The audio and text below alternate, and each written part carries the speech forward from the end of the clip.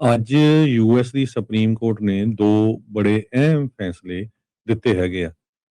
ਸਭ ਤੋਂ ਜਿਹੜਾ ਪਹਿਲਾ ਫੈਸਲਾ ਜੇ ਉਹਦੀ ਗੱਲਬਾਤ ਕਰਦੇ ਜਾਈਏ, ਯੂਐਸ ਦੀ ਸੁਪਰੀਮ ਕੋਰਟ ਨੇ ਕਿਹਾ ਜਿਹੜਾ ਬਰਥਰਾਈਟ ਸਿਟੀਜ਼ਨਸ਼ਿਪ ਨੂੰ ਉਹ ਕਹਿੰਦੇ ਵੀ ਜਿਹੜਾ ਵੀ ਬੰਦਾ ਇੱਥੇ ਬੱਚਾ ਜੰਮੂਗਾ, ਉਹ ਇੱਥੇ ਦਾ ਸਿਟੀਜ਼ਨ ਹੋਊਗਾ। ਸੋ ਟਰੰਪ ਹੁਣੀ ਇਹ ਉਹਨਾਂ ਨੇ ਇੱਕ ਤਰ੍ਹਾਂ ਨਾਲ ਜਾਰੀ ਕੀਤਾ ਸੀ।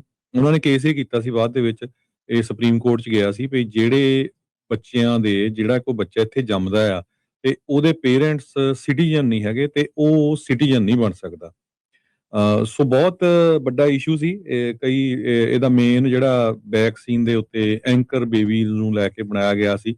ਮਿਸਯੂਜ਼ ਵੀ ਹੋਇਆ ਬਹੁਤ ਵਾਰ, ਖਾਸ ਕਰਕੇ ਲਾਸ ਐਂਜਲਸ ਏਰੀਏ 'ਚ ਬਹੁਤ ਸਾਰੇ ਜਿਹੜੇ ਲੋਕਾਂ ਨੇ ਹਸਪਤਾਲ ਘਰਾਂ 'ਚ ਸੈਟਅਪ ਕੀਤੇ ਸੀ ਵੀ ਚਾਈਨਾ ਤੋਂ ਆਉਂਦੇ ਆ, ਬੱਚਾ ਜੰਮਦੇ ਆ, ਮੁੜ ਕੇ ਉੱਥੇ ਲੈ ਜਾਂਦੇ ਆ ਤੇ ਉਹਨਾਂ ਦੀ ਐਜੂਕੇਸ਼ਨ ਉਸ ਹਿਸਾਬ ਨਾਲ ਹੁੰਦੀ ਆ। ਫਿਰ ਜਦੋਂ ਉਹ 18 ਸਾਲ ਤੋਂ ਬਾਅਦ ਆਉਂਦੇ ਆ ਤੇ ਉਹ ਅਮਰੀਕਨ ਸਿਸਟਮ ਤੇ ਇਫੈਕਟ ਕਰ ਸਕਦੇ ਆ।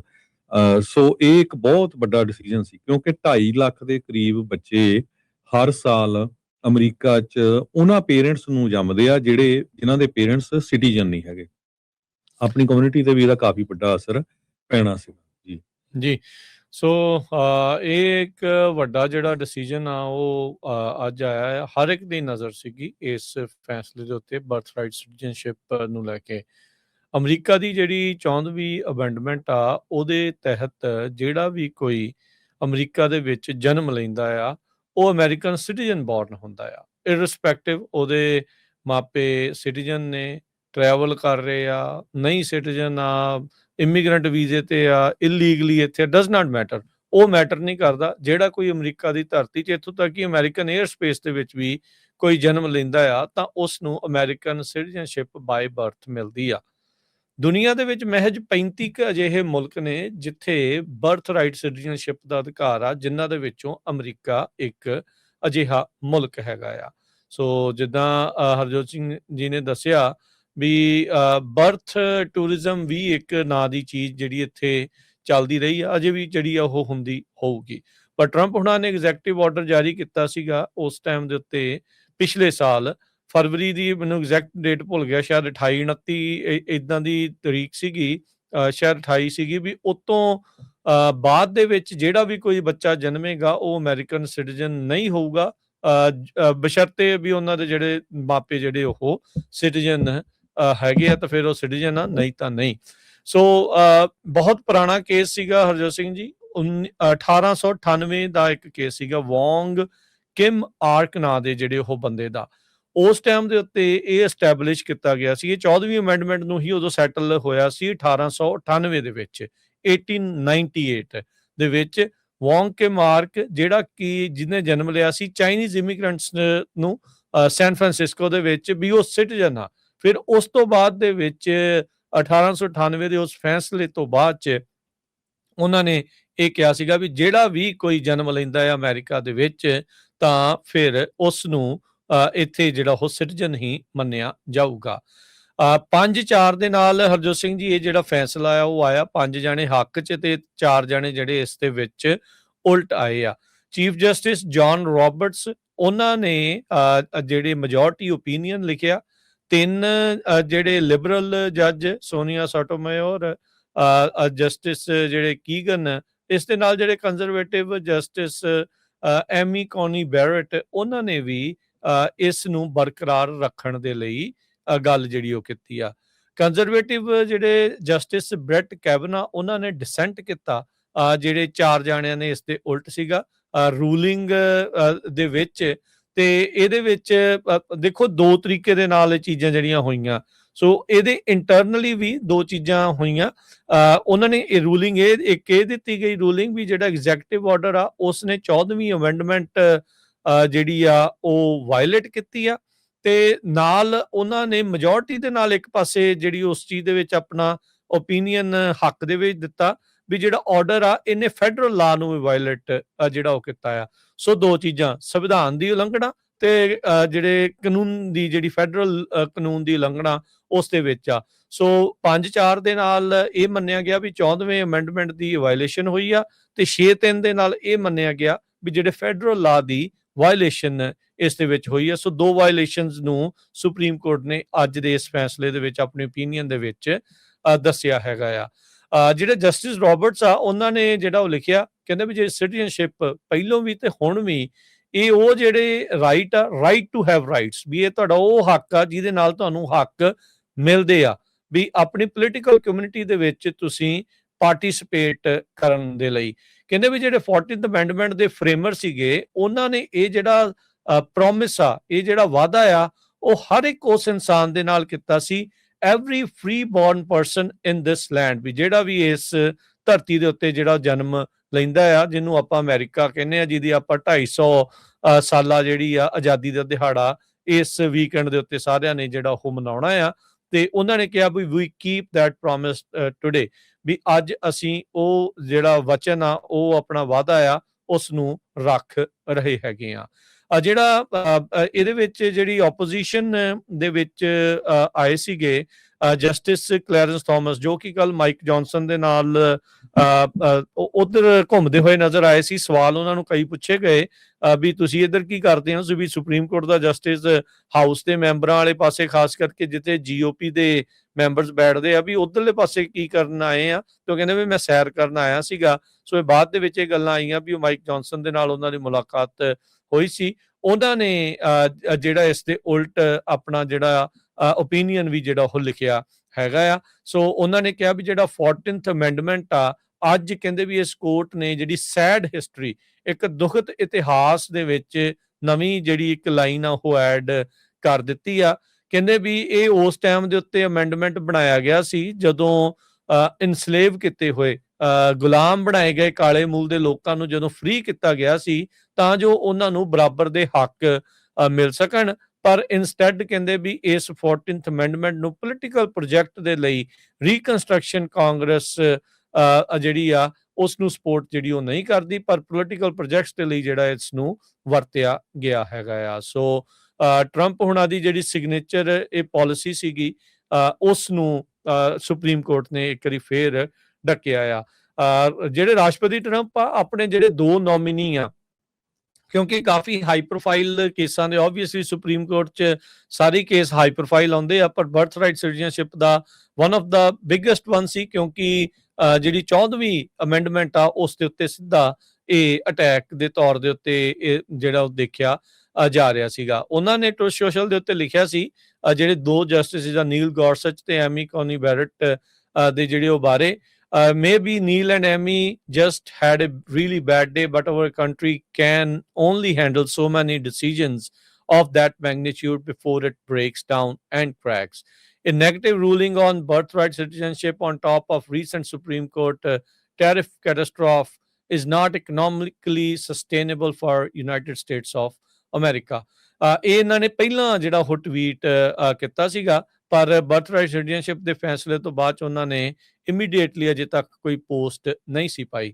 ਸਰਕਾਰ ਵੱਲੋਂ ਜਿਹੜੇ ਸੋਲਿਸਿਟਰ ਜਨਰਲ ਸੀਗੇ ਡੀ ਜੌਨ ਸੋਅਰ, ਉਹਨਾਂ ਨੇ ਜਸਟਿਸਿਸ ਨੂੰ ਆਰਗੂਮੈਂਟ ਜਿਹੜਾ ਉਹ ਕੀਤਾ ਸੀਗਾ, ਜਿਹੜਾ ਆਪਾਂ ਸ਼ਬਦ ਪਹਿਲਾਂ ਵੀ ਵਰਤਿਆ ਬਰਥ ਟੂਰਿਜ਼ਮ ਦਾ, ਵੀ ਕਹਿੰਦੇ ਵੀ ਇਹ ਮੈਗਨੇਟ ਬਣ ਚੁੱਕਾ, ਚੁੰਬਕ ਦੇ ਤੌਰ ਦੇ ਉੱਤੇ ਕੰਮ ਕਰ ਰਿਹਾ ਹੈ ਇਲੀਗਲ ਮਾਈਗ੍ਰੇਸ਼ਨ ਦੇ ਲਈ ਤੇ ਬਰਥ ਟੂਰਿਜ਼ਮ ਦੇ ਲਈ।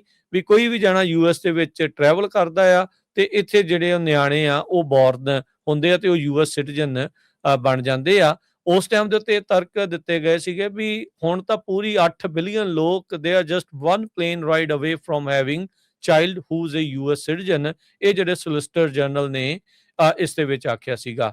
ਅਮਰੀਕਾ ਦੇ ਇਤਿਹਾਸ ਦੇ ਵਿੱਚ ਪਹਿਲੀ ਵਾਰ ਹੋਇਆ ਸੀਗਾ ਵੀ ਜਿਹੜੇ ਸਿਟਿੰਗ ਪ੍ਰੈਜ਼ੀਡੈਂਟ ਆ ਉਹਨਾਂ ਨੇ ਇਸ ਕੇਸ ਦੀ ਸੁਣਵਾਈ ਜਦੋਂ ਹੋ ਰਹੀ ਸੀਗੀ ਉਸ ਨੂੰ ਅਟੈਂਡ ਜਿਹੜਾ ਉਹ ਕੀਤਾ ਸੀਗਾ, ਜਦ ਕੁਝ ਮਹੀਨੇ ਪਹਿਲਾਂ ਇਸ ਦੀ ਜਿਹੜੀ ਸੁਣਵਾਈ ਹੋਈ ਸੀ। ਵੀ ਜਦੋਂ ਟਰੰਪ ਹੁਣੀ ਬਾਅਦ ਚ ਚੁੱਪ ਚੁਪੀਤੇ ਉੱਥੋਂ ਸੁਣ ਕੇ ਜਿਹੜੀ ਸੁਣਵਾਈ ਦਾ ਕੁਝ ਹਿੱਸਾ ਵਾਪਸ ਜਿਹੜਾ ਉਹ ਆ ਗਏ ਸੀਗੇ। ਸੋ ਅਮਰੀਕਨ ਸਿਵਲ ਲਿਬਰਟੀ ਯੂਨੀਅਨ ਸੈਸਿਲੀਆ ਵੈਂਗ ਉਹ ਅਟਾਰਨੀ ਸੀਗੇ ਜਿਨ੍ਹਾਂ ਨੇ ਇਸ ਟਰੰਪ ਦੇ ਐਗਜ਼ੈਕਟਿਵ ਆਰਡਰ ਨੂੰ ਬਲੌਕ ਕਰਨ ਦੇ ਲਈ ਸੂ ਜਿਹੜਾ ਉਹ ਕੀਤਾ ਸੀਗਾ। ਤੇ ਕਹਿੰਦੇ ਵੀ ਉਹਨਾਂ ਨੇ ਕਿਹਾ ਵੀ the framers of 14th amendment meant to have universal law of citizenship subject to narrow exceptions. ਸੋ ਉਹਨਾਂ ਨੇ ਜਿਹੜੇ ਜਸਟਿਸਿਸ ਨੂੰ 14ਵੇਂ ਅਮੈਂਡਮੈਂਟ ਦੇ ਬਾਰੇ 1898 ਦੇ ਉਸ ਕੇਸ ਦੀ ਜਿਹੜੀ ਗੱਲ ਆ ਉਹ ਵੀ ਜਿਹੜੀ ਉਹ ਦੱਸੀ। ਸਟੇਟਸ ਵਰਸਸ ਵੌਂਗ ਕਿਮ ਆਰਕ ਦੇ ਜਿਹੜੀ ਉਹ ਕੇਸ ਦੇ ਬਾਰੇ। ਸੋ ਇਵੈਂਚੁਅਲੀ ਅੱਜ ਜਿਹੜਾ ਹਰਜੋਤ ਸਿੰਘ ਜੀ ਸੁਪਰੀਮ ਕੋਰਟ ਨੇ ਜਿਹੜੀ ਬਰਥ ਰਾਈਟ ਸਿਟੀਜ਼ਨਸ਼ਿਪ ਆ ਉਸ ਨੂੰ ਬਰਕਰਾਰ ਰੱਖ ਦਿੱਤਾ। ਜੀ ਬਿਲਕੁਲ, ਬਰਥ ਰਾਈਟ ਸਿਟੀਜ਼ਨਸ਼ਿਪ ਦੇ ਵਿੱਚ ਜਿਸ ਤਰ੍ਹਾਂ ਤੁਸੀਂ ਦੱਸਿਆ ਹੀ ਆ ਵੀ ਪ੍ਰੈਜ਼ੀਡੈਂਟ ਟਰੰਪ ਹੁਣੇ ਵੀ ਈਵਨ ਕੋਰਟ 'ਚ ਜਾਂਦੇ ਰਹੇ ਤੇ ਹੁਣ ਜਿਹੜਾ ਟਰੰਪ ਐਡਮਿਨਿਸਟ੍ਰੇਸ਼ਨ ਆ ਕਾਫੀ ਜਸਟਿਸ ਤੇ ਔਖਾ ਹੈਗਾ ਤੇ ਉਹਨਾਂ ਨੇ ਕਿਹਾ ਆ ਵੀ ਮੈਂ ਅਸ਼ੇਮਡ ਆਫ ਆ ਜਸਟਿਸ ਤੇ ਜਿਨ੍ਹਾਂ ਨੇ ਜਿਹੜੀ ਇਹ ਰੂਲਿੰਗ ਦਿੱਤੀ ਹੈਗੀ ਆ ਤੇ ਅਨਪੈਟਰੀਓਟਿਕ ਹੈਗਾ ਆ ਇਹ ਪ੍ਰੈਜ਼ੀਡੈਂਟ ਟਰੰਪ ਹੋਣਾ ਦੀ ਜੋ ਅੱਜ ਸਟੇਟਮੈਂਟ ਆਈ ਹੈਗੀ ਆ। ਸੋ ਉਹਨਾਂ ਨੇ ਕ੍ਰਿਟੀਸਾਈਜ਼ ਵੀ ਕੀਤਾ ਡਮ ਜੱਜਸ ਐਂਡ ਜਸਟਿਸਸ ਤੇ ਇਹ ਡਿਸੀਜਨ ਦਿੱਤਾ ਕਹਿੰਦੇ ਜਦੋਂ ਜਿਹੜੇ ਅਮੀਰ ਪ੍ਰੈਗਨੈਂਟ ਵੂਮਨ ਚਾਈਨਾ ਤੋਂ ਆਉਂਦੀਆਂ ਜਾਂ ਹੋਰ ਮੁਲਕਾਂ ਤੋਂ ਆਉਂਦੀਆਂ ਆ ਉਹ ਇੱਥੇ ਬੱਚਿਆਂ ਨੂੰ ਜਨਮ ਦਿੰਦੀਆਂ ਤੇ ਉਹ ਇੱਥੇ ਬੱਚੇ ਜਿਹੜੇ ਜੰਮਦੇ ਆ। ਸੋ 5 ਦੇ ਮੁਕਾਬਲੇ 4 ਨਾਲ ਬੜਾ ਜਿਹੜਾ ਟਾਈਟ ਹੀ ਫੈਸਲਾ ਕਹਿ ਸਕਦੇ ਆ। ਜੱਜ ਰਾਬਰਟਸ, ਜੱਜ ਸੋਟੋਮਾਇਰ, ਜੱਜ ਕਗਨ, ਜੱਜ ਬੈਰਟ ਤੇ ਜੱਜ ਜੈਕਸਨ ਇਹਨਾਂ ਨੇ ਕਿਹਾ ਵੀ ਹਾਂ ਬਿਲਕੁਲ ਜਿਹੜਾ ਹੋਣਾ ਚਾਹੀਦਾ ਹੈ ਬਰਥ ਰਾਈਟ ਸਿਟੀਜ਼ਨਸ਼ਿਪ ਤੇ ਜਿਹੜੇ ਡਿਸੈਂਟ ਕੀਤਾ ਹੈਗਾ ਉਹਦੇ ਵਿੱਚ ਕਲੈਰੈਂਸ ਥਾਮਸ, ਜਸਟਿਸ ਅਲੀਟੋ, ਜਸਟਿਸ ਗੋਰਚਸ ਤੇ ਜਸਟਿਸ ਕੈਬਨੋ 4 ਜੱਜ ਜਿਹੜੇ ਆ ਉਹ ਇਸ ਡਿਸੀਜਨ ਦੇ ਉਲਟ ਸੀਗੇ। ਜੀ ਬਿਲਕੁਲ। ਸੋ ਇਹ ਕੇਸ ਨੂੰ ਆਪਾਂ ਹੋਰ ਵੀ ਆਉਣ ਵਾਲੇ ਜਿਹੜੇ ਦਿਨਾਂ ਦੇ ਵਿੱਚ ਸਪੈਸ਼ਲ ਸ਼ੋਅ ਵੀ ਆਪਾਂ ਇਸ ਦੇ ਉੱਤੇ ਕਰਾਂਗੇ ਇਹ ਪੂਰੇ ਕੇਸ ਦੇ ਬਾਬਤ। ਸੋ ਕਿਉਂਕਿ ਬੜਾ ਇੰਪੋਰਟੈਂਟ ਜਿਹੜਾ ਕੇਸ ਸੀ ਯਾਦ ਹੋਣਾ ਹਰਜੋਤ ਸਿੰਘ ਜੀ ਸਾਰਿਆਂ ਨੂੰ ਹੀ ਆਪਣੇ ਜਿਹੜੇ ਆਪਣੀ ਕਮਿਊਨਿਟੀ ਦੇ ਵੀ ਲੋਕ ਉਦੋਂ ਬਹੁਤ ਹਿਲਜੁਲ ਜਿਹੜੀ ਉਹ ਹੋਈ ਸੀ, ਖਾਸ ਕਰਕੇ ਜਿਨ੍ਹਾਂ ਦੇ ਘਰਾਂ ਦੇ ਵਿੱਚ ਬੱਚਿਆਂ ਨੇ ਜਨਮ ਲੈਣਾ ਸੀਗਾ ਉਸ ਟਾਈਮ ਦੇ ਉੱਤੇ। ਉਦੋਂ ਹਰ ਇੱਕ ਨੂੰ ਇਹ ਹੜਕੰਪ ਮਚਿਆ ਸੀ, ਅੱਛਾ ਪਤਾ ਨਹੀਂ ਮੇਰਾ ਨਿਆਣਾ ਸਿਟੀਜ਼ਨ ਹੋਣਾ ਆ ਕਿ ਨਹੀਂ ਹੋਣਾ, ਕਿਉਂਕਿ ਉਹਨਾਂ ਨੇ ਇੱਕ ਐਂਡ ਡੇਟ ਇਹ ਉਸ ਐਗਜ਼ੈਕਟਿਵ ਆਰਡਰ ਦੇ ਤਹਿਤ ਪਹਿਲੇ ਦਿਨ ਕੀਤਾ ਸੀ ਰਾਜਕਨਵੀਰ ਸਿੰਘ ਜੀ ਜਿੱਦਣ ਟਰੰਪ ਉਹਨਾਂ ਨੇ ਸਹੁੰ ਚੱਕੀ ਆ ਤੇ ਪਹਿਲੇ ਦਿਨ ਹੀ ਉਹਨਾਂ ਨੇ ਇਹ ਕਿਹਾ ਸੀ ਵੀ ਇਹ ਜਿਹੜਾ ਜਿਹੜੇ ਇੱਥੇ ਬੱਚੇ ਜੰਮਦੇ ਆ ਇਲੀਗਲ ਜਾਂ ਨਾਨ ਸਿਟੀਜ਼ਨ ਬੱਚਿਆਂ ਦੇ ਲਈ ਨਾਨ ਸਿਟੀਜ਼ਨ ਪੇਰੈਂਟਸ ਨੂੰ ਉਹ ਜਿਹੜੇ ਇੱਥੇ ਦੇ ਸਿਟੀਜ਼ਨ ਨਹੀਂ ਬਣ ਸਕਦੇ ਹੈਗੇ। ਸੋ ਇਹ ਪਹਿਲੇ ਦਿਨ ਹੀ ਜਦੋਂ ਸੈਕੰਡ ਟਰਮ ਦੇ ਵਿੱਚ ਟਰੰਪ ਉਹਨਾਂ ਨੇ ਸਹੁੰ ਚੱਕੀ ਆ ਉਹਦੇ ਲਿਖਿਆ ਸੀ। ਜੀ ਬਿਲਕੁਲ। ਸੋ ਪਰ ਉਹਨਾਂ ਨੇ ਤਰੀਕ ਉਦੋਂ ਫਰਵਰੀ ਕੁਛ ਦੀ ਜਿਹੜੀ ਉਸ ਦੇ ਵਿੱਚ ਰੱਖੀ ਸੀ, ਇਹਨਾਂ ਨੇ 20 ਜਨਵਰੀ ਨੂੰ ਸਹੁੰ ਚੱਕੀ ਸੀਗੀ। ਸੋ ਉਹਨਾਂ ਨੇ ਫਰਵਰੀ ਕੁਛ ਤੱਕ ਦਾ ਜਿਹੜਾ ਉਹ ਵਕਤ ਜਿਹੜਾ ਉਹ ਦਿੱਤਾ ਸੀਗਾ। ਸੋ ਇਹ ਹੁਣ ਰੂਲ ਕੀਤਾ ਟਰੰਪ ਵਰਸਿਸ ਬਾਰਬਰਾ ਇਹ ਸੀਗਾ ਐਗਜ਼ੈਕਟਿਵ ਆਰਡਰ ਜਿਸ ਤੋਂ ਬਾਅਦ ਦੇ ਵਿੱਚ ਇਹ ਕੇਸ ਸੁਪਰੀਮ ਕੋਰਟ ਤੱਕ ਜਿਹੜਾ ਉਹ ਗਿਆ ਸੀਗਾ। ਸੋ ਕਾਫੀ ਇੰਪੋਰਟੈਂਟ ਅੱਜ ਦਾ ਜਿਹੜਾ ਇਹ ਫੈਸਲਾ। ਕੱਲ ਵੀ ਆਪਾਂ ਦੇਖਿਆ ਵੀ ਬੜੇ ਇੰਪੋਰਟੈਂਟ ਸੁਪਰੀਮ ਕੋਰਟ ਦੇ ਫੈਸਲੇ ਹਰਜੋਤ ਸਿੰਘ ਜੀ ਆਏ ਆ ਤੇ ਆਉਣ ਵਾਲੇ ਸਮੇਂ 'ਚ ਇਦਾਂ ਹੀ ਲਗਾਤਾਰ ਆਉਂਦੇ ਰਹਿਣੇ। ਅੱਜ ਆਪਾਂ 2 ਹੋਰ ਡਿਸੀਜਨ ਜਿਹੜੇ ਸੁਪਰੀਮ ਕੋਰਟ ਦੇ ਉਹਨਾਂ ਨੂੰ ਡਿਸਕਸ ਕਰਨਾ ਆ ਵੀ ਉਹਨਾਂ ਦੇ ਨਾਲ ਕੀ ਜਿਹੜਾ ਉਹ ਅਸਰ ਪੈਣਾ ਆ। ਸੋ ਬਹੁਤ ਸਾਰੇ ਲੋਕ ਨਾ ਕਈ ਵਾਰੀ ਸੋਚਦੇ ਹੁੰਦੇ ਵੀ ਯਾਰ ਸੁਪਰੀਮ ਕੋਰਟ ਦੇ ਫੈਸਲਿਆਂ ਦਾ ਆਪਣੇ ਤੇ ਕੀ ਅਸਰ ਪੈਣਾ। ਬਿਲਕੁਲ ਡਾਇਰੈਕਟ ਅਸਰ ਹੁੰਦਾ ਆ ਹਰ ਇੱਕ ਚੀਜ਼ ਦੇ ਵਿੱਚ ਜਿਹੜਾ ਉਹ ਅਸਰ ਹੁੰਦਾ। ਹੁਣ ਬਰਥ ਰਾਈਟ ਸਿਟੀਜ਼ਨਸ਼ਿਪ ਤੋਂ ਜ਼ਿਆਦਾ ਕਿਸੇ ਦੇ ਕਲੋਜ਼ ਤਾਂ ਨਹੀਂ ਹੋਊਗਾ। ਹੁਣ ਤੁਸੀਂ ਜਿਉਂ ਦੇਖਿਆ ਜਾਵੇ ਟਰੰਪ ਦਾ ਆਪ ਬਰਥ ਰਾਈਟ ਸਿਟੀਜ਼ਨਸ਼ਿਪ ਦਾ ਉਸ ਨੂੰ ਫਾਇਦਾ ਹੋਇਆ ਆ। ਉਹ ਜੰਮਿਆ ਤੇ ਇੱਥੇ ਹੀ ਆ, ਬਾਹਰਲੇ ਇਮੀਗ੍ਰੈਂਟ ਇਹਦੇ ਪੇਰੈਂਟ ਆਏ ਸੀਗੇ, ਉਹ ਇੱਥੇ ਜੰਮਿਆ ਤਾਂ ਹੀ ਸਿਟੀਜ਼ਨ ਬਣਿਆ। ਸੋ ਮਾਰਕੋ ਰੂਬੀਓ ਹੁਣੀ ਆ ਉਹ ਲੈ ਲਓ, ਟੈਡ ਕਰੂਜ਼ ਆ ਉਹ ਤਾਂ ਜੰਮਿਆ ਵੀ ਕੈਨੇਡਾ ਸੀਗਾ ਉਹ, ਪਰ ਫਿਰ ਵੀ ਕਿਉਂਕਿ ਉਹਦੇ ਮਾਪੇ ਇੱਧਰ ਦੇ ਸਿਟੀਜ਼ਨ ਸੀਗੇ ਉਹਨੂੰ ਤਾਂ ਜਿਹੜੀ ਸਿਟੀਜ਼ਨਸ਼ਿਪ ਆ ਉਹ ਮਿਲ ਗਈ। ਆਪਣੇ ਪਰਿਵਾਰਾਂ ਦੇ ਵਿੱਚ ਕਿੰਨੇ ਜਿਹੜੇ ਜੀ ਆ ਜਿੰਨੇ ਨਿਆਣੇ ਤੁਹਾਡੇ ਆਪਣੇ ਸਾਰਿਆਂ ਦੇ ਇੱਥੇ ਜਿਨ੍ਹਾਂ ਦਾ US ਦੇ ਵਿੱਚ ਜਨਮ ਹੋਇਆ ਜਾਂ ਸਿਟੀਜ਼ਨ ਤੁਹਾਡੇ ਚੋਂ ਕੋਈ ਹੋਇਆ ਉਸ ਤੋਂ ਬਾਅਦ 'ਚ ਕਿਸੇ ਬੱਚੇ ਦਾ ਜਨਮ ਹੋਇਆ ਉਹ ਆਟੋਮੈਟਿਕ ਉਹਨਾਂ ਨੂੰ US ਸਿਟੀਜ਼ਨਸ਼ਿਪ ਜਿਹੜੀ ਉਹ ਮਿਲੀ ਆ।